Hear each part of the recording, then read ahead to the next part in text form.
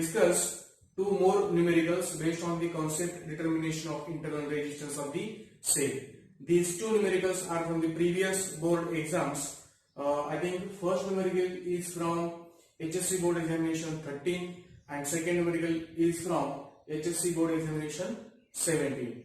These two numericals were for 3 marks and yesterday we have solved one numerical. Okay, so you have to focus only on these 3 numericals for your CET and for your board examination. Understood? Okay, so let us start the numerical.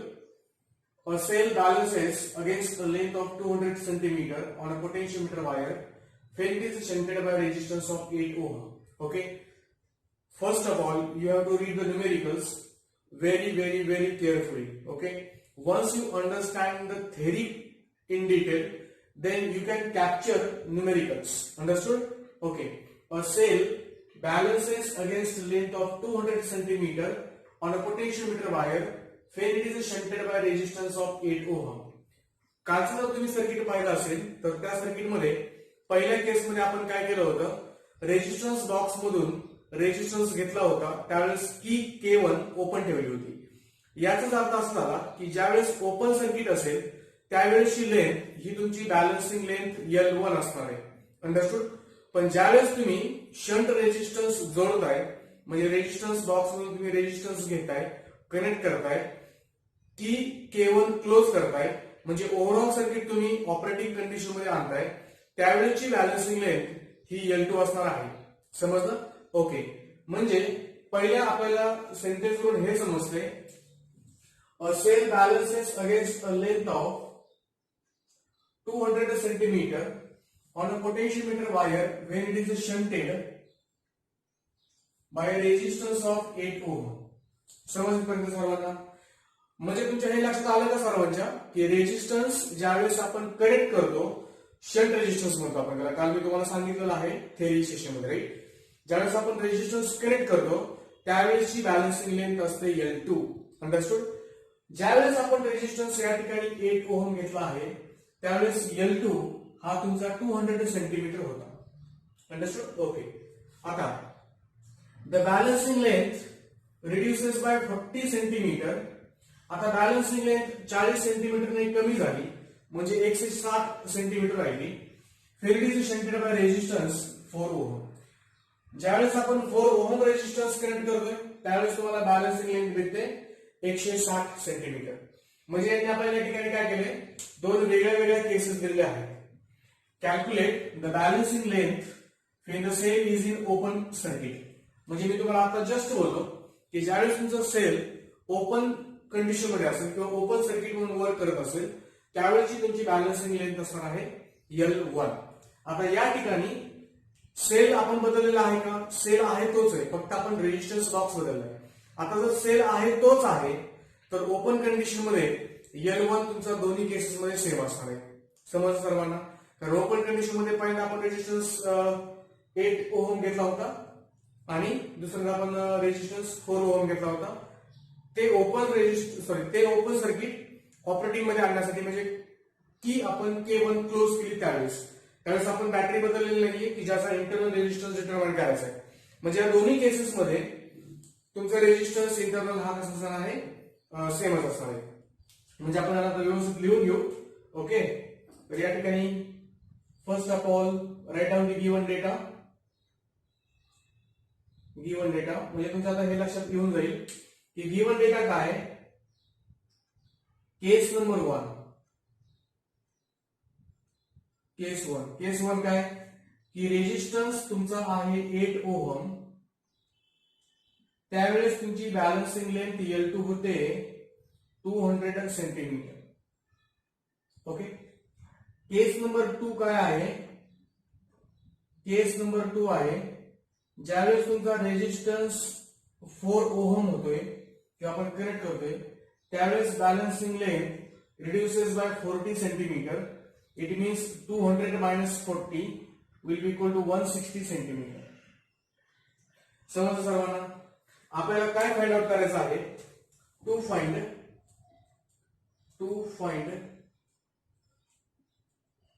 या ठिकाणी 1 नंबरला आपल्याला find करायचं आहे length L1 आणि 2 नंबरला आपल्याला find करायचं आहे also calculate internal resistance RT. बरोबर. Now go to the solution. Solution मध्ये काय एकदम सिंपल असणार आहे पहा. सोल्युशन एकदम सिंपल असणार आहे. Right. Now we know that internal resistance of a cell is determined by the formula. Remember this. We know that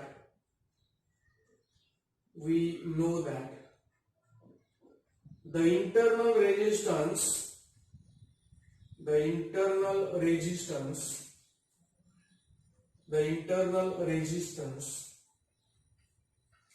of a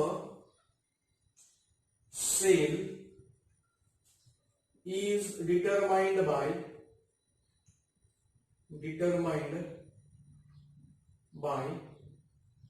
comma कालचा फॉर्म्युला आठवा. उत्तर आपल्या सगळ्या शेवटी आलं ते RT is equal to capital R bracket मध्ये L1 minus L2 upon L. हा एकच फॉर्म्युला जरी तुम्हाला आला तरी हा न्यूमेरिकल तुम्हाला सॉल्व्ह होणार आहे. ठीक आहे. दोन वेगळ्या डिफरंट केसेस घ्यायच्या. ओके. या ठिकाणी रेजिस्टन्स 8 ओहम आहे, या ठिकाणी रेजिस्टन्स 4 ओहम आहे. ओके. लेट अस से equation number 1. Now applying equation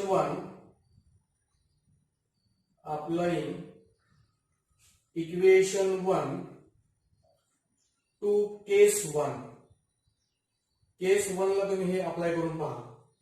केस 1 ला जर अप्लाय केलं तर उत्तर तुमचं येईल RT is equal to resistance किती आहे केस 1 चा 8 ओहम ब्रॅकेट मध्ये L1 मायनस L2 किती आहे 200 सेंटीमीटर अपॉन L2 किती आहे परत 200 centimetre. Okay. Say this is equation number 2. आपण काय केलं हे इक्वेशन केस 1 ला अप्लाय केलं. इंटरनल रेजिस्टन्स तोच राहणार आहे कारण आपण सेल तोच ठेवलेला होता. ठीक आहे. L1 पण तुमचा तोच राहणार आहे कारण आपण फक्त रेजिस्टन्स बॉक्स मध्येच रेजिस्टन्सेस कमी जास्त केलेले आहेत. समजलं. ज्यावेळेस तुमचं सर्किट ओपन कंडिशन मध्ये असेल त्यावेळेस तसं पण रेजिस्टन्सेस म्हणजे रेजिस्टन्स बॉक्स मधला आपण काय करत नसतो यूज करत नसतो. म्हणजे याच्यावरून आपल्याला हे समजलं की दोन्ही पण केसेस मध्ये म्हणजे या पण केसमध्ये आणि या पण केसमध्ये L1 तुमचा सेम राहणार आहे. ठीक आहे. तर तुम्ही सर्वांनी या ठिकाणी हा जो न्यूमेरिकल आहे हा न्यूमेरिकल लिहून घेणं अपेक्षित आहे. ओके. की जेणेकरून आपण आता पुढे सोल्युशन प्रोसीड करणार आहोत. तर तुम्ही काय करा या ठिकाणी व्हिडिओ पॉज करा. हे लिहून घ्या अगोदर त्यानंतर हे पण लिहून घ्या. हे पण इथपर्यंत तुम्ही व्यवस्थित लिहून घ्या. या ठिकाणी तुम्ही व्हिडिओ पॉज करून हे तुम्ही करू शकता. ठीक आहे ना. ओके. आता यानंतर आपण काय कन्सेप्ट यूज करणार आहे म्हणजे हाच कन्सेप्ट कसा यूज करणार आहे केस नंबर 2 साठी. राईट. ओके. तर आपण या ठिकाणी केस नंबर 2 साठी तो कन्सेप्ट जर यूज केला तर काय इक्वेशन होईल याचा तुम्ही विचार करू शकता किंवा तुम्ही स्वतः सुद्धा त्या ठिकाणी ट्राय करू शकता. ओके. ठीक आहे. तर मग आपण आता काय करू केस नंबर 2 साठी ते अप्लाय करूया. You can write like this apply किंवा असं म्हणू शकता तुम्ही similarly apply equation 1 to the case number apply equation 1 to the case number 2. Okay. करा बरं अप्लाय पटपट. Similarly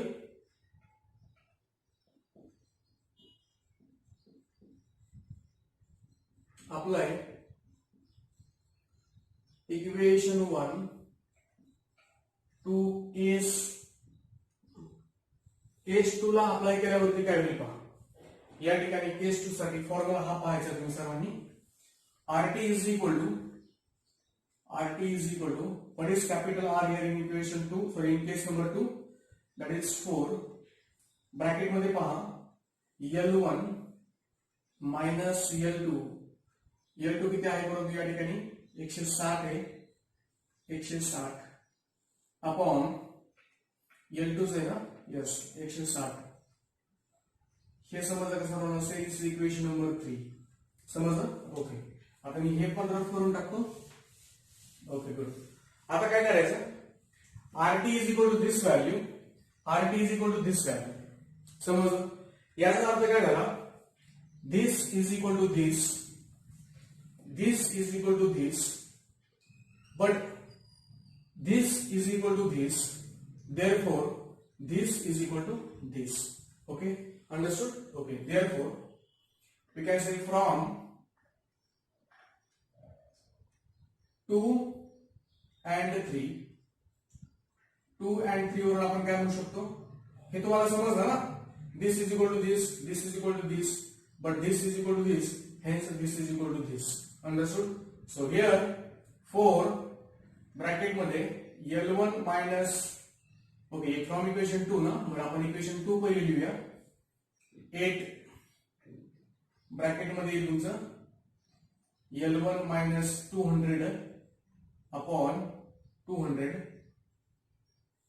is equal to 4 L1 minus 160 upon 160. Okay, तुम्ही साईडला तुम्ही डायलेक्ट करून असं म्हणू शकता, RT is same. याची गरज नाही, पण तरी पण असं द्या लक्षात. Okay, now do the calculations. 4 एके 4, 4 दुने 8, बरोबर. 2 एके 2, इथे करा 100. समजलं?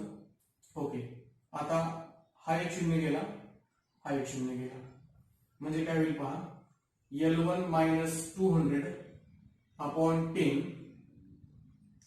is equal to L1 minus 160 upon 16.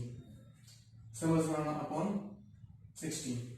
Okay, आता याला इकडे घेऊन या. 16 L1 minus 200 is equal to 10 L1 minus 160. लक्षात आलं सर्वांच्या? इझी. Okay, yes. हे तुम्ही सर्वांनी लिहून घेतलंय का? ओके, तुम्ही या ठिकाणी जर नसेल लिहून घेतलं तर या ठिकाणी पॉज करून तुम्ही लिहून घेऊ शकता. ठीक आहे, right? Okay,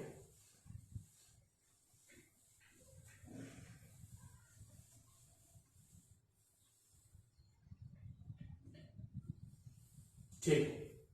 Now do the calculation further. 16 L1 minus, here 16 into 2 is 32, 3200 minus, okay, is equal to 10 L1 minus 1600. ये देखिए क्यों यहाँ 16 L1 minus 10 L1 is equal to 3200 minus 1600. 3200 मधून समजा 1600 गेले, राईट. सो या ठिकाणी 6 L1 is equal to हे किती झाले म्हणालो 1600. Okay, so L1 is equal to 1600 भागिले किती 6. therefore L1 is equal to हे होईल 800 भागिले 3. ओके, परंतु या ठिकाणी लेन्थ आपण सेंटीमीटर मध्ये घेतल्या होत्या, त्यामुळे लेंथ आपण सेंटीमीटर मध्येच आहे. So L1 is equal to 800 by 3. Okay, आणि ऑब्वियसली L1 हे L2 दोन्ही पण केसेस मध्ये L2 पेक्षा जास्त असणार आहे, हे आपल्याला समजते. Understood? Okay, so this is nothing but length L1. We can say this is our answer 1. Okay, परंतु याला तुम्ही 4 नंबरला नाव देऊ शकता आणि या ठिकाणी तुम्ही ब्रॅकेट मध्ये असं म्हणू शकता की आन्सर आहे आपलं 1 नंबरचं. ओके, हे समजलं सर्वांना? ओके, एवढं तुम्ही व्यवस्थित केल्यानंतर तुम्हाला 3 पैकी 1.5 मार्क भेटणार. ठीक आहे, आता आपल्याला त्यांनी अजून काय विचारलंय, इंटरनल रेजिस्टन्स फाइंड आउट करा म्हटलंय. मग इंटरनल रेजिस्टन्स पण फाइंड आउट करूया. आपण काय करणार, आपण कोणत्याही 2 कंडिशन्स पैकी एका कंडिशन मध्ये आपण काय करू, L1 ची व्हॅल्यू पुट करूया. ठीक आहे ना, म्हणजे इक्वेशन नंबर 2 आणि इक्वेशन नंबर 3 या दोन्हीपैकी कोणत्याही एका इक्वेशन मध्ये तुम्ही ही व्हॅल्यू पुट करा, तुम्हाला इंटरनल रेजिस्टन्स भेटेल. ठीक आहे ना? ओके, हे तुम्ही व्यवस्थित लिहिलेलं असेल, लिहून घ्या व्यवस्थित. ठीक आहे, ओके, या ठिकाणी तुम्ही पॉज करून हे व्यवस्थित लिहून घ्या आणि नंतर तुम्ही इक्वेशन 3 मध्ये किंवा इक्वेशन 2 मध्ये L1 ची व्हॅल्यू पुट करा डायरेक्टली सेंटीमीटर मध्येच, कारण आपण सेंटीमीटर मध्येच कॅल्क्युलेशन केले सगळे. ओके, आता हे फक्त मी काय करतो, आपल्याला समजण्यासाठी हे इक्वेशन वर लिहून ठेवतो, कारण आपल्याला परत काय म्हणायचंय, पुट 4 in 3. आता तुम्ही काय करा, तुम्ही 2 मध्ये पुट करून पहा, चेक करून बघा, ठीक आहे ना. So here RT is equal to 4 bracket मध्ये what is L1 800/3 minus 160 upon 160. तुम्ही इक्वेशन 2 मध्ये पुट करून पहा. ओके, 4 एके 4, 4 चौक 16 म्हणजे झालं तुमचं 40. 800/3 minus 1600 अपॉन 400 अपॉन 40. समजलं. आता सिंपल कॅल्क्युलेशन करा आणि उत्तर मला सांगा तुम्ही इंटरनल रेजिस्टन्स ओहम मध्ये काय येते ते. ओके, ठीक आहे. तर internal resistance RT will be equal to काय होईल कॅल्क्युलेशन, याचा तिरकस गुणाकार जर केला तर आपण हे 800 मायनस 480. ओके, 160 गुणिले 3 म्हणजे 16 आणि अपॉन 3 इंटू 40. सो 800 मधून 480 गेले, check it out.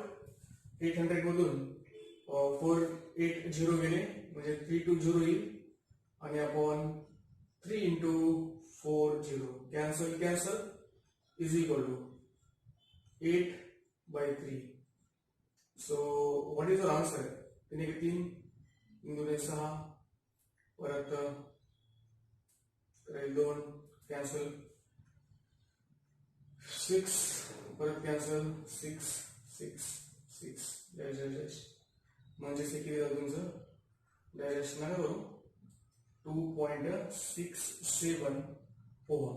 So internal या ठिकाणी तुम्ही शकता therefore internal resistance of a cell in open condition किंवा असं म्हणू शकता therefore internal resistance of a cell is 2.67 ohm. पहिल्या उत्तराच्या खाली तुम्ही काय म्हणू शकता की therefore balancing length of a cell is 800/3 centimeter in an open condition. Understood. त्या ठिकाणी लिहू शकता. तर मला आता हे आन्सर जे काय आहे हे बरोबर आहे का चेक करू द्या एकदा. 2.67 that is your correct answer. एवढं लिहिल्यानंतर तुम्हाला 3 पैकी 3 मार्क भेटणार आणि तुम्हाला सीईटी सारख्या परीक्षामध्ये सुद्धा अशा टाईपचा न्यूमेरिकल येतो. ठीक आहे ना. Okay, good. ना यानंतर आपण एक अजून एक क्वेश्चन पाहूया. अजून एक क्वेश्चन आपण या ठिकाणी पाहूया. ठीक आहे. ओके, तर क्वेश्चन तुम्ही व्यवस्थित नोट करून घेऊ शकता. माझ्यासोबत तुम्ही हा जो क्वेश्चन आहे हा व्यवस्थित नोट करून घेऊ शकता. हे आन्सर तुम्ही लिहिले का सर्वांनी चेक करा. तर आपण क्वेश्चन पाहूया आता आणि हा क्वेश्चन तुम्हाला आलाच पाहिजे. Any how, when resistance of 12 ohm is connected across a cell. Okay, तर हा जो न्यूमेरिकल आहे तुम्ही व्यवस्थित रीड करून घ्या. when a resistance of 12 ohm is connected across a cell, its terminal potential difference is balanced by 120 centimeter of a potentiometer wire. म्हणजे पहिल्या कंडिशनवर आपल्याला हे समजलं की ज्यावेळेस आपण resistance R is equal to 12 ohm एवढा कनेक्ट करत आहोत त्यावेळेस आपल्याला बॅलन्सिंग लेंथ भेटते 120 centimetre. So we can say here in a given data की केस 1 मध्ये when resistance is 12 ohm, balancing length L2 will be. ज्यावेळेस आपण रेजिस्टन्स कनेक्ट करतो त्यावेळेची लेंथ मात्र आपली ही L2 असते. हे प्लीज लक्षात ठेवा. ओपन कंडिशन मध्ये लेंथ तुमची L1 असते. Now obviously in this question case 2 is also given. काय आहे केस 2. when the resistance of 18 ohm is connected across the same cell, ज्यावेळेस रेजिस्टन्स तुमचा किती आहे 18 ओहम, सेम सेल म्हणजे L2 सेम सेल म्हणजे इंटरनल रेजिस्टन्स तुमचा सेम आहे आणि L1 सुद्धा तुमचा सेम असणार आहे. The balancing length is 150. So L2 will be equal to here 150 centimetre. समजलं सर्वांना easy. Find the balancing length when the cell is in open circuit. तर आपल्याला काय फाइंड करायचं आहे to find number 1 L1 is equal to how much, number 2 किती आहे, also calculate internal resistance, internal resistance will be equal to how much. तर हा जो क्वेश्चन आहे हा क्वेश्चन तुम्ही साईडला व्यवस्थित लिहून घेऊ शकता. कधी विचारला ते, तर हा क्वेश्चन तुम्हाला जुलै 17 ला विचारलाय, जुलै 17 ला 3 मार्कांसाठी. किती मार्कांसाठी? 3 मार्कांसाठी हा क्वेश्चन तुम्हाला विचारलेला आहे. व्यवस्थित करा. या अगोदरचा जो क्वेश्चन होता त्याच्यासारखेच कॅल्क्युलेशन्स आहेत.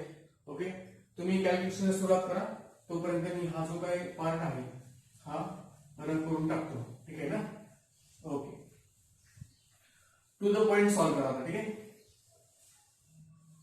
लक्षात आलं सर्वांच्या? इझी. Okay, good. तर तुम्हाला हे 3 न्यूमेरिकल समजले, म्हणजे आजचे 2 आणि कालचा 1 न्यूमेरिकल, तर तुम्हाला कोणत्याही प्रकारची अडचण येणार नाहीये. Okay, solution. सोल्युशन येस, काय सोल्युशन? सेम टू सेम तसंच तुम्ही मगाची मेथडच फॉलो करा, परंतु मी आता डायरेक्टली लिहितो. ठीक आहे ना? We know that internal resistance of a cell is determined by, okay, हे या ठिकाणी असं व्यवस्थित लिहून घ्यायचं. We know that internal resistance of a cell is determined by, आणि RT is equal to capital R bracket मध्ये L1 minus L2 upon L2. Say this is equation number 1. या ठिकाणी तुम्ही परत काय म्हणणार? Applying equation 1 to the case number 1 we gate, काय भेटणार आपल्याला? केस नंबर 1 साठी अप्लाय केल्यावरती RT will be equal to 12 bracket मध्ये L1 minus 120 upon 120. Say this is equation number 2. Okay, हे समजा. Similarly, applying equation 1 to the case number 2, we will get RT will be equal to काय होईल? Capital R च्या ऐवजी 18 ohm bracket मध्ये L1 minus L2 आहे 150 आणि upon काय तुमचं 150. Now this is nothing but equation number 3. Okay, from 2 and 3, from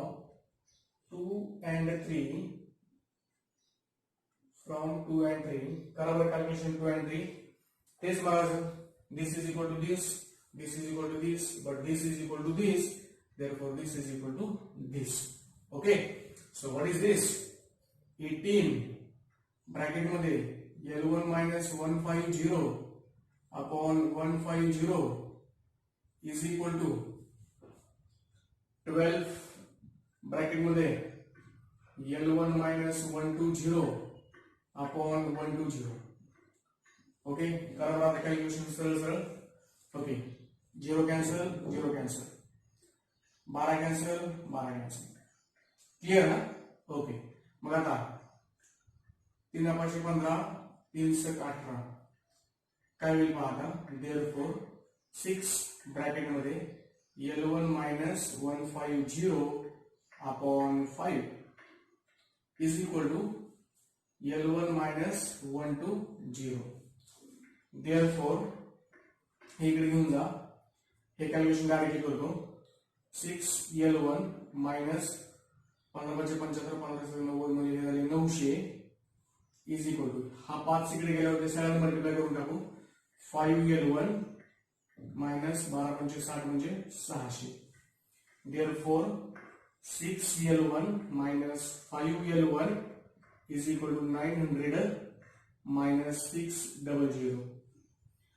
Here it is nothing but L1 will be equal to 900 मधून 600 गेले 300, राईट. 300 काय झालं?